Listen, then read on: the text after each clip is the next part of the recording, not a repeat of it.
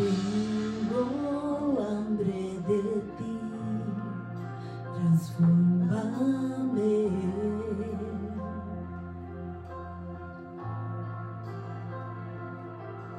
Haz derramar lo que no te agrada, escribe una historia diferente en mí. Fórmame en el silencio, que todo sea nuevo y venga de ti. Oh Señor, rebosa mi copa de ti. Oh Señor, rebosa mi copa de ti.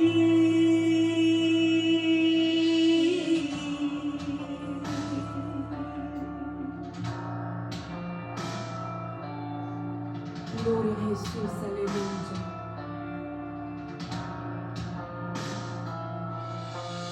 Tengo hambre de ti, transfórmame.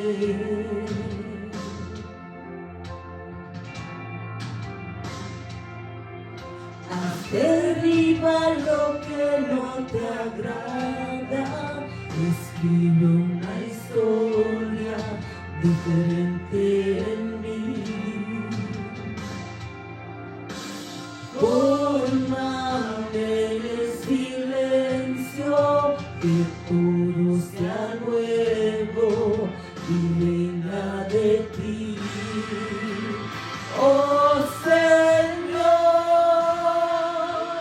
rebosa mi copa de ti.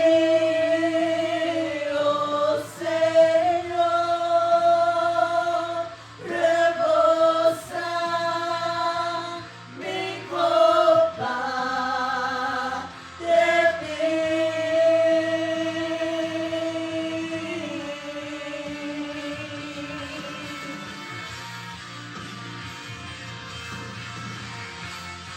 Sí, Señor, rebosa mi copa de ti. Rebósalo, Dios, aleluya.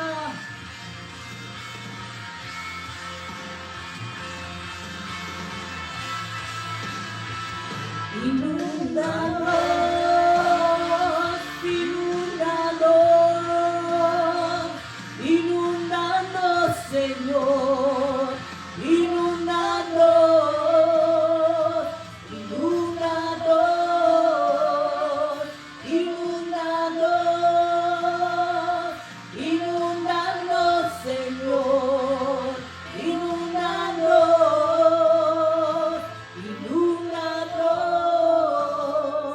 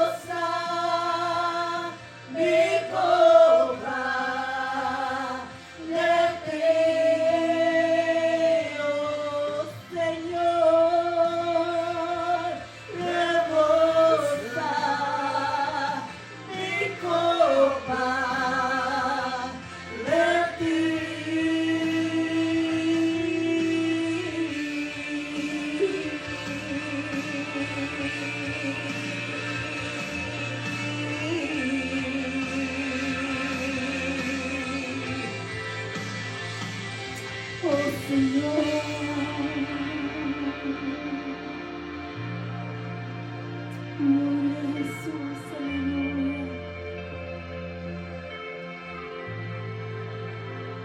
Inúndanos, Señor. Inúndanos, Señor.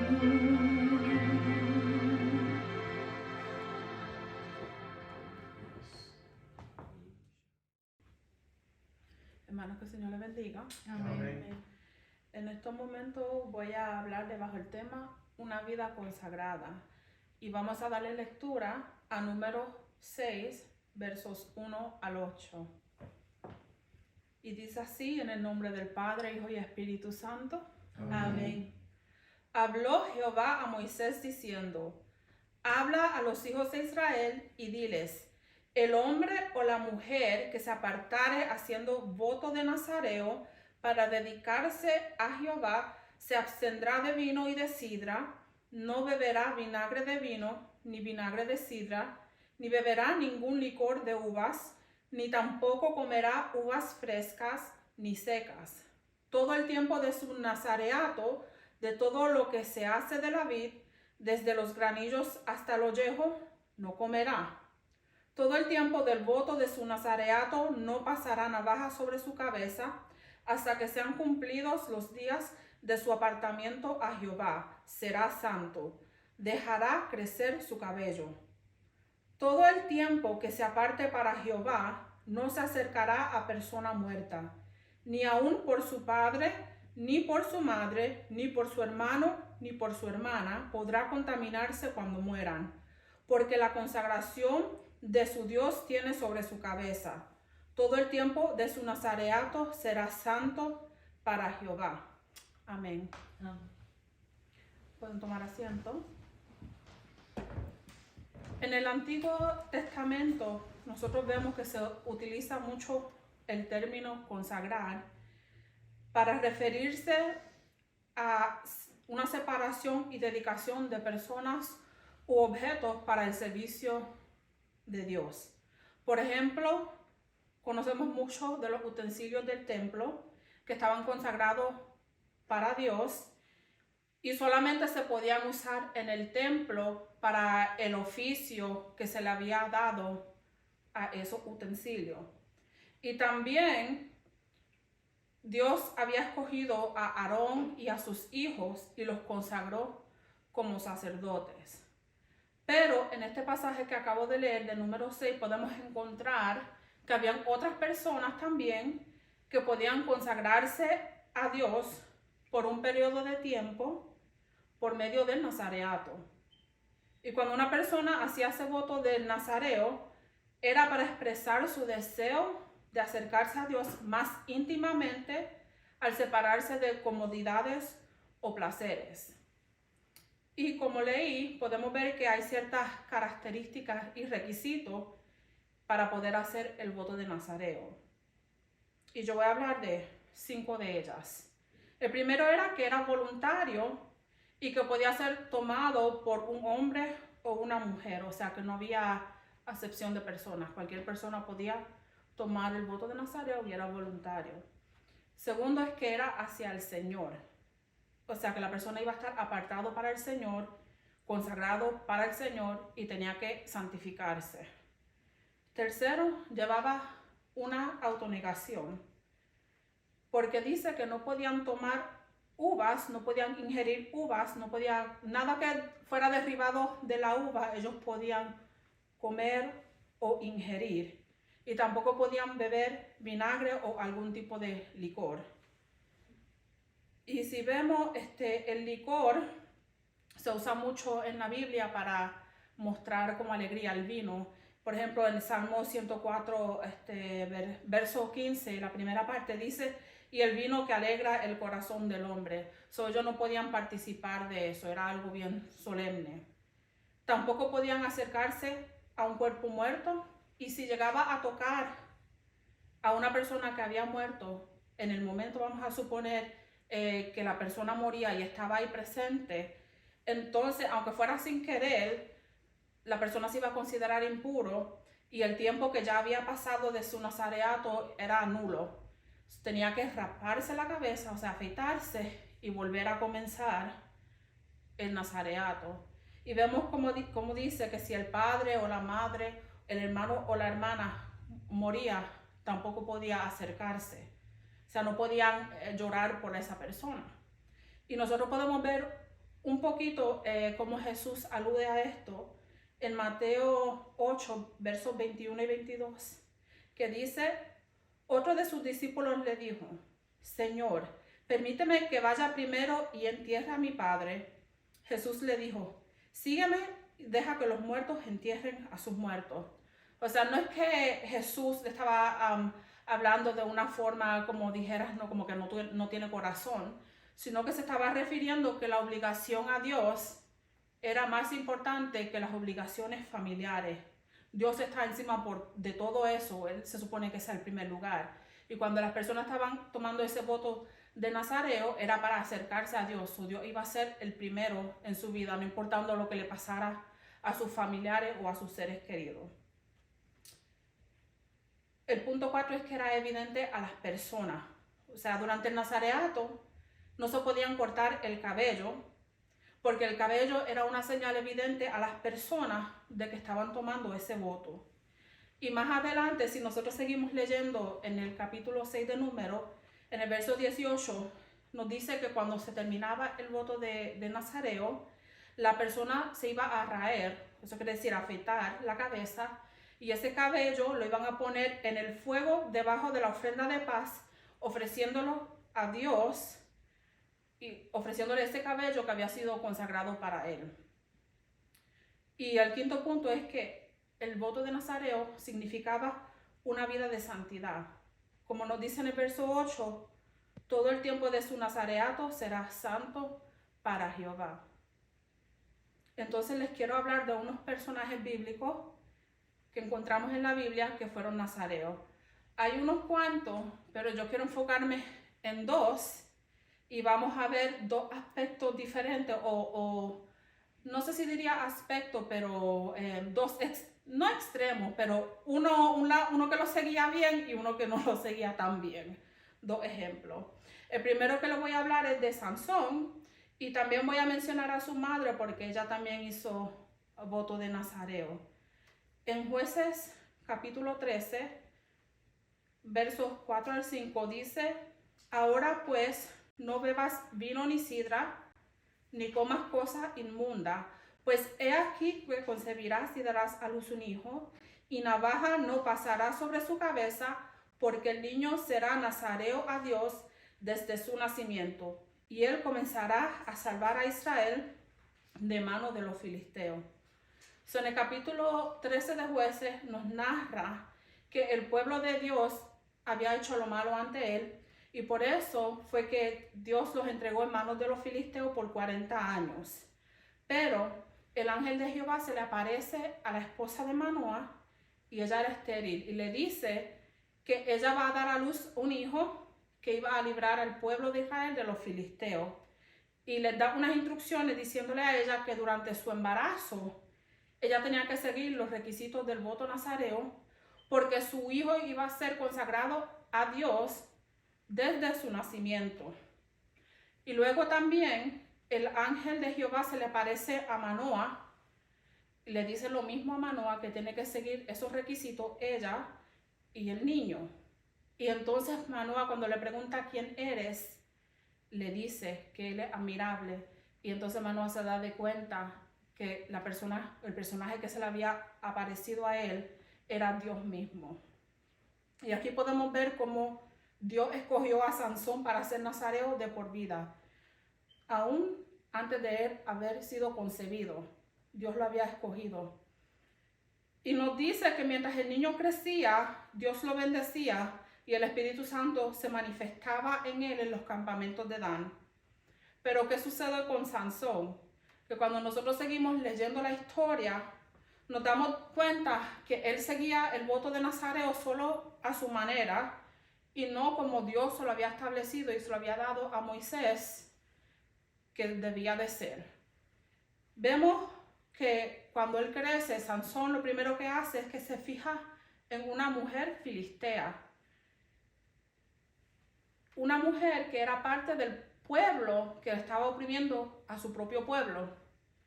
Y aunque casarse con una persona de un pueblo que no fuera el pueblo escogido de Dios, no era parte del voto nazareo, sí era parte de las leyes que Dios le había dado a su pueblo.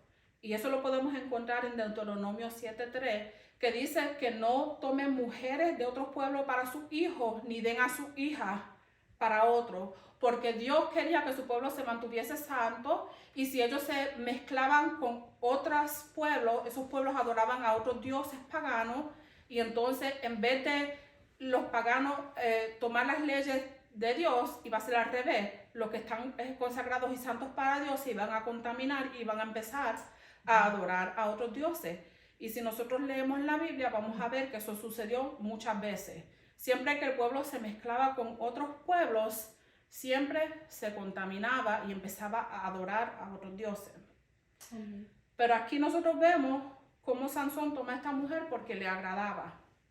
Y también dice ahí que Dios lo permitió porque iba a haber, así Dios iba a poder cumplir el propósito. No es que era la voluntad de Dios que se casara con ella, pero Él lo permitió para poder llevar a cabo su plan. Después nos dice que se le aparece un león en el camino. Y Sansón, con la fuerza que el Espíritu Santo le daba, logra matar ese león. Y al pasar unos días, regresa donde el león se le apareció y ve el cuerpo muerto del león y se acerca y encuentra que dentro de la cabeza del león hay un enjambre de abejas y un panal de miel. Y él coge ese panal de miel y empieza a comérselo mientras va en el camino. Y aquí nosotros podemos ver cómo él está violando uno de los requisitos, que era de no acercarse a cuerpo muerto. Al acercarse al cuerpo del león y aún hasta tocarlo. Santo eres Jesús, aleluya. Y después de esto, Sansón hace un banquete que dura 7 días, y la palabra dice como lo solían hacer los jóvenes. Y aunque no especifica la palabra de que él haya tomado, nosotros podemos asumir que si él estaba dispuesto a casarse con una mujer filistea y él estaba dispuesto a tocar a un cuerpo muerto, seguramente también participó y tomó, violando nuevamente el voto nazareo. Y entonces, mientras hace esta fiesta, Sansón hace enigma a unos varones filisteos y les promete darle 30 vestidos de lino y 30 vestidos de fiesta si le pueden descifrar el enigma. Y entonces esos varones se acercan a la mujer de Sansón, le piden a ella que le pida a Sansón que le diga lo que significaba. Y entonces ella va a Sansón llorando, hasta que él le dice a ella lo que significaba. Y ella va y se lo dice a esos varones.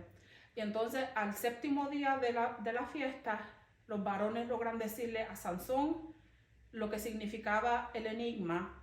Y Sansón no tenía los 30 vestidos, o los 60 vestidos más bien, que él había prometido. Y entonces él lo que hace es, mata a 30 hombres y les toma a ellos sus posesiones, nuevamente tocando cuerpos muertos para poder darle esos vestidos que él le prometió a esos varones, y se va enojado. Y cuando él se va enojado, le dan a la mujer de Sansón a otro hombre porque pensaba que Sansón estaba enojado con ella por ella decirle a los varones. Y entonces cuando Sansón escucha esto, atrapa a 300 zorras, la ata cola a cola, entre medio de las dos colas pone una antorcha, las prende en fuego y las suelta en el campamento de los filisteos para que le destruya todo su fruto. Santo. Porque estaba enojado porque le dieron su mujer a otro varón. Y entonces, cuando los filisteos saben que Sansón hizo eso, entonces ellos queman a la mujer de Sansón y al padre de la mujer de Sansón. Y después que sucede esto, entonces es que Sansón ejerce su oficio de juez, que fue el propósito por el cual Dios había permitido que él naciera. El propósito de Sansón era de liberar al pueblo de los filisteos. Después de toda esta situación, que Sansón está haciendo lo que quiere y las consecuencias que pasan, entonces él ejerce su oficio como juez y nos dice la palabra que por 20 años. Pero ¿qué sucede? Que Sansón vuelve y se descuida. Y dice la palabra que en una ocasión él se allega a una ramera. Y después de eso se le aparece Dalila. Y nosotros, como dije anteriormente, podemos asumir que el único requisito del voto nazareo que Sansón estaba guardando era el del cabello. Porque la misma palabra dice que porque tenía el cabello largo es que el Espíritu Santo descendía y le daba la fuerza. Pero Dalila, por dinero, ella seduce a Sansón y lo engaña porque ella quería saber cuál era el secreto de su fuerza para ella poder revelárselo a los filisteos para que los filisteos le pagaran. Y en muchas ocasiones ella le pregunta, él le dice una mentira, ella hace lo que él dice y entonces ella dice, oh, ahí vienen los filisteos y él tiene la fuerza. Pero en la última ella está llorando, que tú no me amas, tú no me quieres, hasta que Sansón derrama su corazón y le dice la verdad y ella hace que llegan unas personas para que le afeiten el pelo a Sansón y ahí es que Sansón pierde la fuerza y cuando ella dice, aquí vienen los filisteos, Sansón se levanta, pero la palabra dice que ya Jehová se había apartado de él. Lo triste es que el voto de Nazareo era para consagrarse a Dios y acercarse más a él. Pero vemos aquí que Sansón vivió una vida haciendo lo que él quería y en vez de consagrarse más a Dios y acercarse a él, hacía todo lo opuesto, se dejaba engañar por mujeres, se dejaba engañar por los placeres. Pero ¿qué sucede con Sansón? Ahí no se queda la historia. La palabra nos dice que el cabello de él comienza a crecerle nuevamente. Y más adelante los filisteos llevan a Sansón a una casa de ellos y la casa estaba llena de hombres y de mujeres y de todos los principales de los filisteos. Y ahí Sansón le clama a Dios en arrepentimiento, pidiéndole que una vez más el Espíritu Santo pueda descender sobre él para que él pueda matar a los filisteos como Dios quería, para poder liberar al pueblo. Y él dijo, aunque yo muera, dame esa fuerza. Y entonces el Señor, en su infinito amor y misericordia, y para cumplir su propósito, permite que el Espíritu Santo descienda una vez más sobre Sansón, para que él tenga la fuerza, y Sansón empuja las columnas de la casa, y la casa le cae encima de todas esas personas que estaban ahí en ese lugar. Y así el pueblo de Israel es liberado de los filisteos. So, este es el primer personaje que les quería hablar del voto nazareo. Pero en el otro lado tenemos al segundo personaje que les quiero hablar y es Juan el Bautista. Lucas capítulo 1 verso 15 nos dice, porque será grande delante de Dios, no beberá vino ni sidra y será lleno del Espíritu Santo aún desde el vientre de su madre. Si nosotros leemos el primer capítulo de Lucas, vamos a encontrar que había un sacerdote que se llamaba Zacarías y que él no tenía hijos porque su esposa Elizabeth era estéril. Y nos dice la palabra que mientras él ejercía su oficio en el templo, ofreciendo incienso, un ángel se le aparece para darle noticias de que iba a tener a un hijo y que lo iba a llamar Juan.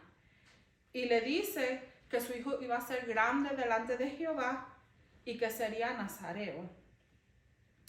Dios ya había escogido a Juan antes de que fuese concebido con un gran propósito. Y dice la palabra que desde el vientre de su madre iba a ser lleno del Espíritu Santo. No dice después que naciera, sino desde el vientre de su madre. Y el propósito de Juan el Bautista era de preparar el camino a Jesús. Y nos sigue diciendo la palabra que cuando Juan nació, él crecía y se fortalecía en el Espíritu y que él se las pasaba en lugares desiertos hasta el día que él empezó a ejercer el propósito de Dios en su vida. Amén. Vemos como Juan estaba preparándose para cumplir su propósito. Vivió literalmente en desierto, alejado de la comunidad, alejado de todo pecado o tentación, apartado para Dios. Y nos dice la palabra que entonces vino palabra de Dios a Juan, quien comenzó a predicar un mensaje de arrepentimiento para perdón de pecados. Aquí nosotros encontramos que Juan, cuando ya estaba listo, comienza a cumplir el propósito de Dios. Y se la pasó predicando arrepentimiento y bautizando a las personas. Y su mensaje era simple. Él le decía, arrepentíos porque el reino de los cielos se ha acercado. Juan sabía que una vez que Jesús se apareciera en el escenario o ejerciera su ministerio, la obra de él, de Juan, ya iba a terminar.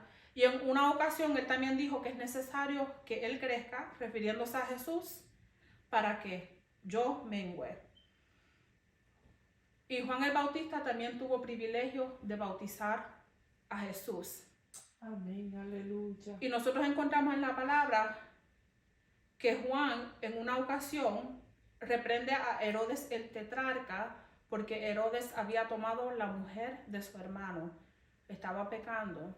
Y por él reprenderlo, entonces lo encarcelan y más adelante él muere, le cortan la cabeza a Juan. Aquí vemos dos ejemplos de personas que tenían voto de nazareo, como uno se apartó y se consagró para Dios, mientras que el otro solamente guardaba uno de los requisitos, pero vivía una vida desordenada y llena de placeres. Y aunque el voto de nazareo era para la persona consagrarse, nosotros podemos ver en el caso de Sansón que eso no lo acercó más a Dios. Pero en el caso de Juan el Bautista podemos ver que sí lo acercó más a Dios. Gloria a Jesús. Como dije anteriormente, el voto de nazareo usualmente era por un periodo de tiempo, pero en este caso Dios escogió a estas dos personas para que ellos hicieran el voto de nazareo de por vida. Muchas veces Dios tiene un propósito con nosotros. A veces hay personas que Él escoge aún antes de que hayan nacido con un propósito. Y Dios quiere cumplir ese propósito en cada uno de nosotros, pero Él no nos obliga, está de nuestra parte hacerlo o no hacerlo. Dios no obligó a Sansón, tampoco obligó a Juan el Bautista de que lo hicieran. Ellos lo hicieron, aunque uno no lo hizo tan bien. Y como estaba hablando, el voto de nazareo era por un tiempo pequeño para consagrarse al Señor. Y esto me recuerda mucho a algo que las personas tienen por costumbre hacer todos los años durante esta temporada, y es la cuaresma. Y la cuaresma es un periodo de aproximadamente 6 semanas donde personas se abstienen de ciertas cosas para poder purificarse hasta el día de la Pascua. Y yo me recuerdo en cierta ocasión un profesor mío que era católico nos dijo a nosotros los estudiantes que no dijéramos ni hiciéramos nada que lo enojara o lo causara maldecir, porque él estaba en cuaresma. Pero Dios no nos ha llamado a nosotros a purificarnos solo por un periodo de tiempo. Él quiere que nosotros nos purifiquemos, que seamos santos y nos consagremos a Él completamente. Que nosotros nos demos completamente a Él, no por un periodo de tiempo, sino de toda nuestra vida, para que nosotros podamos hacer el servicio del Señor, para que nosotros podamos cumplir el propósito de Dios en nuestra vida. Y las 5 características que mencioné al principio del voto nazareo, no solamente es para el voto nazareo. Estas 5 características deben de aplicar a nuestras vidas. Cuando nosotros venimos a los caminos del Señor y queremos hacer su voluntad, número 1 es voluntario. Dios nunca nos va a obligar a nosotros a hacer algo que nosotros no queremos hacer, porque nos ha dado libre albedrío. Pero como dije anteriormente, Él sí tiene un propósito con cada uno de nosotros y está en nosotros si queremos que ese propósito se cumpla o no. Nosotros nos consagramos porque es para el Señor, es para su servicio. Nosotros dedicamos nuestra vida entera a Él. Y como dijo el apóstol Pablo, no vivo yo, mas vive Cristo en mí. Amén. Que nosotros de esa misma manera podamos entender que cuando nosotros venimos a los pies del Señor, ya no soy yo, es Cristo en mí. Ya no es mi voluntad, es Cristo en mí. 3, lleva una autonegación.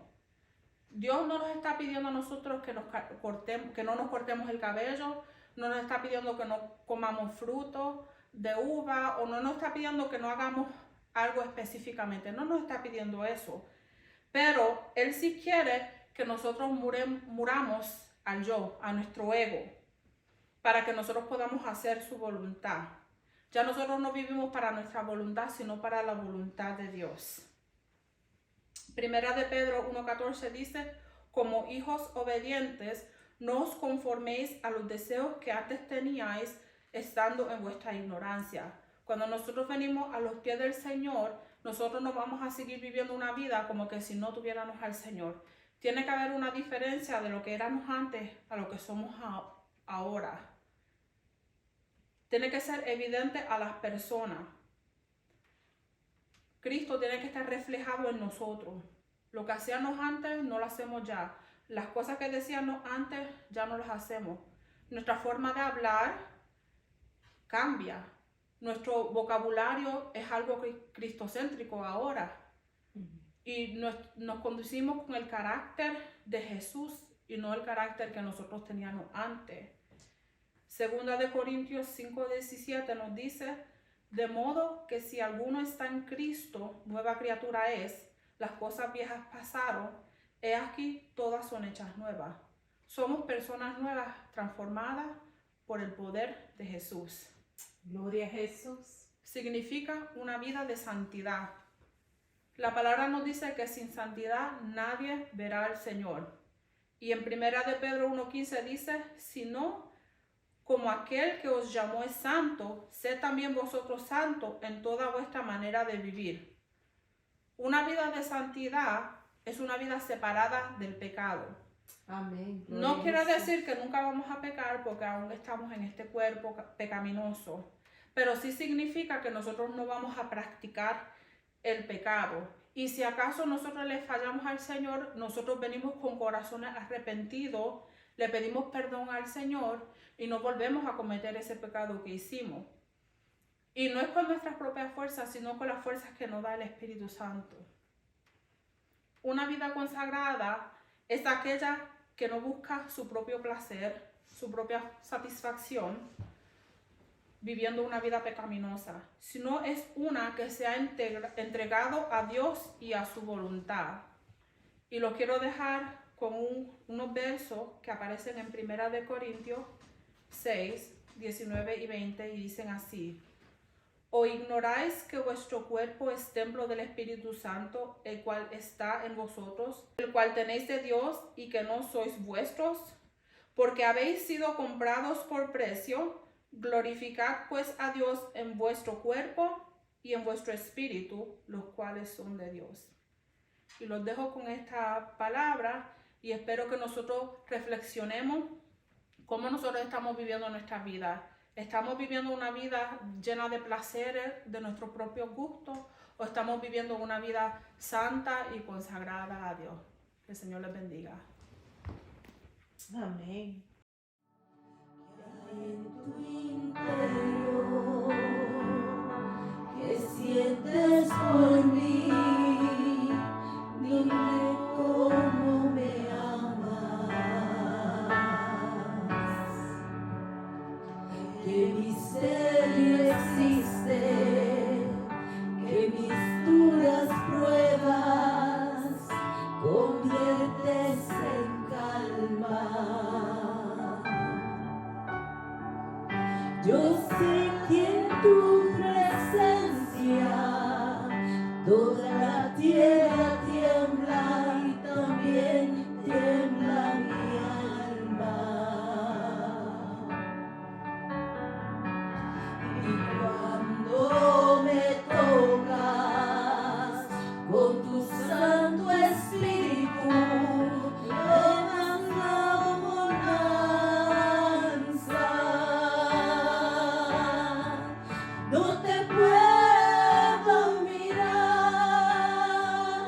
ni te puedo tocar, no ha llegado el momento. Y hay veces que en mi afán creo que ya tú no estás, pero vuelvo y te siento.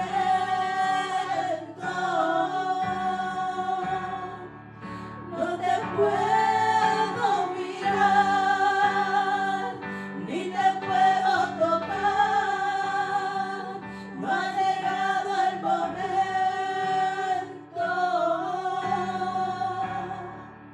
Y a veces que en mi afán creo que ya tú no estás, pero vuelvo y te siento.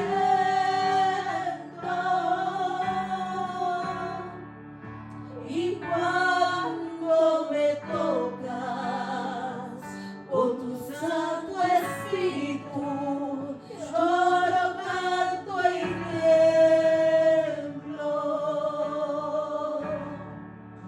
Y cuando me tocas